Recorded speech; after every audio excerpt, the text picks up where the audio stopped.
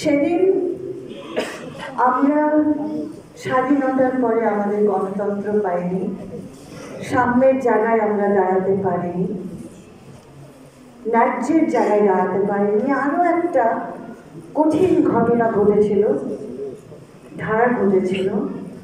1 লক্ষ মুক্তিযোদ্ধা, তাদের কিন্তু পুনর্বাসন হয়নি।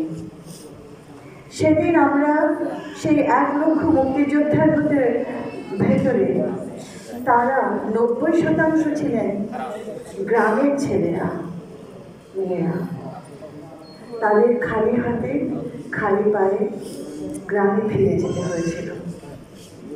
সেদিন কিন্তু আমরা দেশ গঠনের কাজে, দেশ গঠনের কাজে তাদেরকে কাজে লাগাতে পারিনি। এটা ছিল অন্যায়, পারিনি আমরা। এবং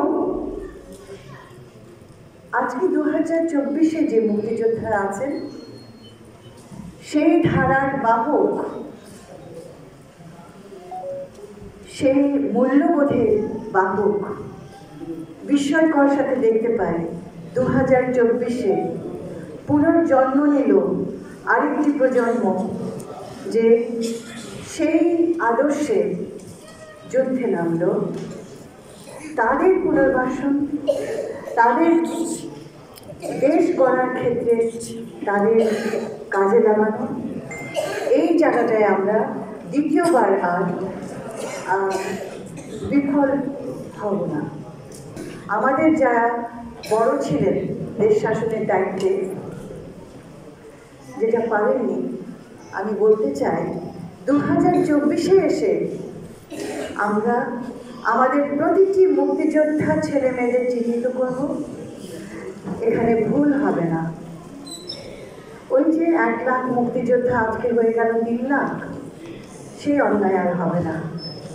প্রতিটি মুক্তিযোদ্ধাকে আমরা চিহ্নিত করব, প্রতিটি আহত নিহতকে আমরা চিহ্নিত করব। যে কষ্ট আমরা 53 বছর ধরে বহন করেছি এবং মুক্তিযুদ্ধের নামে বারবার ভুল করেছি, সেটার অবসান ঘটল। সেটা আমরা আর দ্বিতীয়বার ঘটতে দেব না। এবং সেই জায়গাটা থেকে এই 2024 সালে তরুণ সমাজ যেভাবে অন্যায়ের বিরুদ্ধে সোচ্চার হলেন, যে ভাষায় তারা কথা বলল, যে সাহস, আমি জানি না শব্দটা কি, তার চাইতেও একটা অন্য কোনো শব্দ পাওয়া উচিত,